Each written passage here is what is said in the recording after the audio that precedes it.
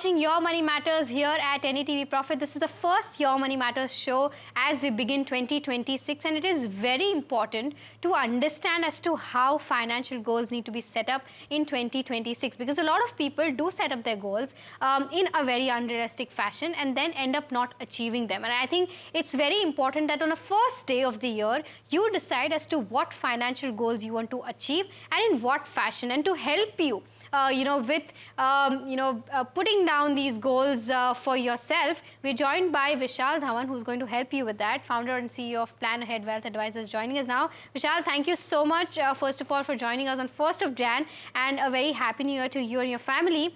My first question to you is, I think, which probably even I have faced, that a lot of people fail in terms of their financial resolution because somehow they set unrealistic goals. Now, as a person, what would you advise people like us in terms of penning down the financial goals that we should be doing in terms of setting down our goals? So happy New Year to you and the viewers as well. So I think there are a few very critical factors we find when goal setting sort of succeeds or fails. Number one is that a lot of time goals that need to get set up as joint goals and not as individual goals only. What we find very often is that a lot of couples, for example, tend to set their individual goals and set their joint goals also independently, which tends to create a challenge because if couples don't set those jointly, where there isn't conversation, communication, understanding why those goals are important, etc., it tends to sort of fail. That's number one. Number two is that a lot of the goals don't have very precise numbers associated with them. And when I say numbers, I mean both in terms of value of the goal as well as in terms of the time frame that is involved. So let's say, for example, if someone's planning for becoming an entrepreneur, um, it's very critical to know that what is that seed capital that you really want to collect to be an entrepreneur. And second is, what is that time frame in which this needs to happen? Because when you do that together with setting up the goal, you will then find that the goal is much more real, and you're able to figure out whether it's actually possible in 1 year or 2 years or 3 years. The third thing that I think is equally important here is to keep in mind that these goals that you set up will also keep changing. And therefore, you need to be flexible with the way that these goals are set up. Because if you aren't flexible with them, then over a period of time, you'll find that you're not able to relate to those goals at all because there's a disconnect between what you thought at the time that you set up the goal and as you went along the journey of achieving that goal. So I would say that if you're able to go back at a particular frequency, typically we think every year is a great time to go back and revisit your goals. And especially at the start of the year, as a lot of people think about other resolutions that they make as far as their life is concerned, it's good to put the financial resolutions and the financial goals in place at the same time as well. The other aspect, Vishal, is that a lot of people set their goals in the right fashion, but by the time the first quarter is over, by the time March comes, a lot of people either forget or are unable to kind of follow the track that they've laid down for themselves, right? What is the reason for that, and how can you overcome that? So the biggest reason that we find around that is that they set too many goals very often. And I think if you have a very cluttered, financial plan with just too many goals that you're trying to achieve, I think you tend to lose focus. It's a bit like any other goal that you want to set for yourself. If you decide that, I want to lose weight, I want to get healthy, I want to lose inches, I want to do X, Y, Z, and you set out 10 different goals, you'll typically end up finding that somewhere along the first quarter, you will lose attention simply because you can't track so many goals. So I think it's important to prioritize what goal is most important for you and track that, number one. Number two is that if the goals that you're setting up are not something that you really connect with, let's say, for example, really don't think that you want to be an entrepreneur, but everyone around you seems to be becoming an entrepreneur. And therefore, you're thinking that that should be my goal as well. And I think somewhere along the way, you lose interest on it. But if your belief is, for example, that, I definitely want to send my children to study overseas for an education, and that's a goal that connects with you and it connects with your spouse as well, you will typically find that you will start moving forward on it. And if you keep tracking it every quarter, you will find that that progress will automatically happen. Okay, Vishal, in terms of setting your financial goals, if there are three things that you must have in terms of, a list, what would those three things be? So I would put it into three buckets from a financial planning perspective. The first is planning for emergencies and contingencies. It's extremely important because what happens to us in life may be different from what we've been visualizing. And therefore, having a good, solid contingency or emergency fund is part A of having a robust financial plan. The second part of your financial plan needs to focus around risk management pieces. So, ensure that you have the right amount of life insurance, ensure that you have the right amount of health insurance, independent of what your employer might be giving you. Ensure that you have a succession plan in place, which means that you have a will in place just in case something happened to you. Who takes care of the transfer of assets? How do they happen? If you have young children, who'll take care of them from being a financial guardian perspective, etc. So the second part is linked to the risk management piece, and the third part is really about setting out your financial goals. And the best way to do that is to actually list them out. There are some which are very obvious for a lot of people: retirement, education for children, um, healthcare. But then there are a lot of others which do tend to also happen, but don't get as much attention. For example, travel. A lot of people travel much more than they used to. They travel overseas. They need to have appropriate planning done towards that. There could be car changes that are happening at particular frequencies.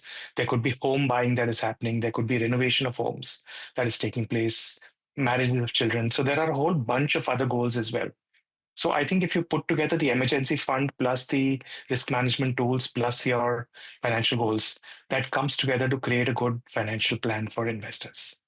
Understood. Vishal, with regards to the way markets have moved in 2025, right? It's been an year of consolidation. Despite that, benchmarks have done fairly well. The broader markets, however, have been under pressure. Considering all of this, gradually increasing your SIPs, considering the volatility in market, does that still hold true while planning your financials entering into 2026? It absolutely does. In fact, 2025 was a fantastic year in terms of going back to the first principles of investing, which is essentially having a robust asset allocation model in place, rebalancing portfolios, not going overweight into one part of the equity markets, for example. So if you look at asset classes in 2025, you saw, for example, gold and silver do very well. You saw large cap equities do better than mid and small cap equities. You saw international equities do better than domestic India equities.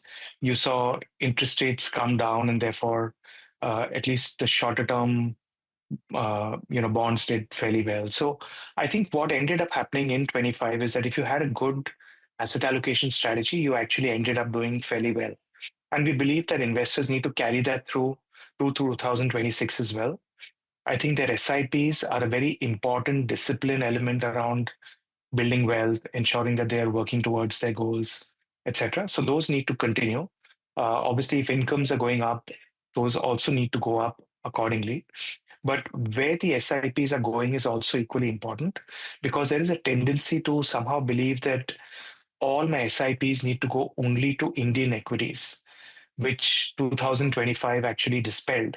And it showed that if investors ran SIPs into Indian equities, international equities, hybrid instruments, gold, silver, etc., they actually ended up doing much better than investing only in one single place. And we think a lot of this needs to continue as investors look forward to 2026 as well.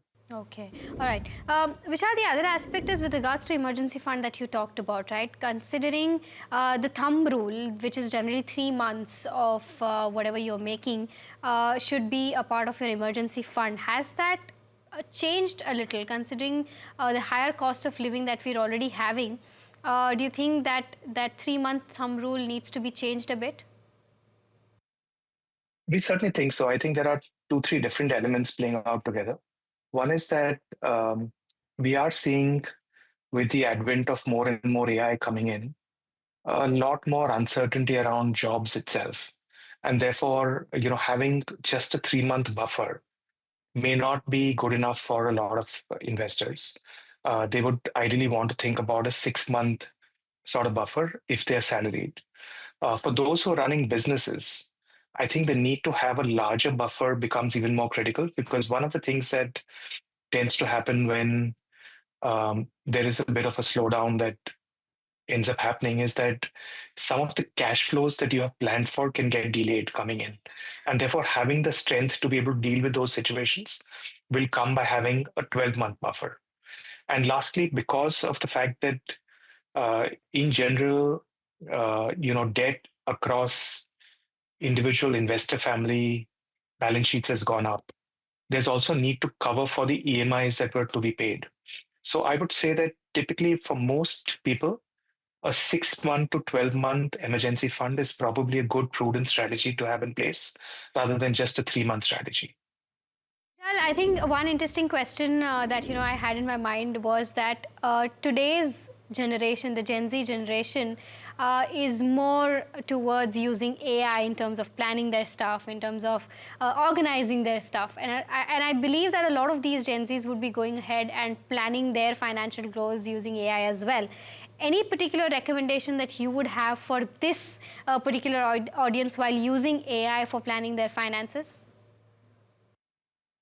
Yeah, so I think there's three of them. I think one is that um, a lot of what we've seen around planning of finances over a period of time comes from setting the right sort of goals that are contextually important to you as an individual, or you as a young couple who are starting off doing planning. And one of the elements that may not be as robust yet on AI models is the ability to put contextuality to what you may be seeking. And therefore, it's a good idea to sort of look at AI as a starting point to think about the way you plan your goals and your finances. But you then sort of step back and look at what that AI puts out as an outcome and link it to what is probably relevant to you. That's item number one.